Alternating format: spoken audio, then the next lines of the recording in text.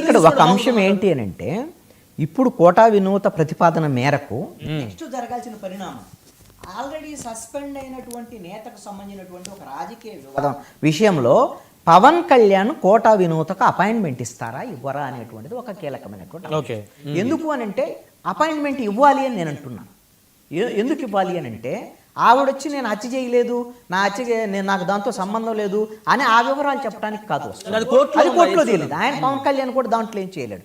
ఆవిడ వస్తున్నటువంటి అంశం ఏంటి అని అంటే మన మిత్రపక్షమైనటువంటి తెలుగుదేశం అభ్యర్థి మా మీద కుట్రలు చేసి అన్యాయం చేశాడు కాబట్టి దీన్ని పరిశీలించండి అని చెప్పడానికి వస్తున్నారు. కాబట్టి ఆవిడ ఆవేదనని వినాల్సినటువంటి బాధ్యత పవన్ కళ్యాణ్ మీద ఉంటుంది. ఇప్పుడు జన సైనికులందరూ కూడా కోట వినూతకు అనుకూలంగా ఆవేదనతో ఈ రోజున సోషల్ మీడియాలో రెస్పాండ్ అవుతున్నారు. కారణం ఏంటి అని అంటే ఆ కార్యకర్తలందరూ కూడా కోట వినూతని తమలో చూసుకుంటున్నారు, తమకు జరిగినటువంటి అన్యాయంగా భావిస్తున్నారు.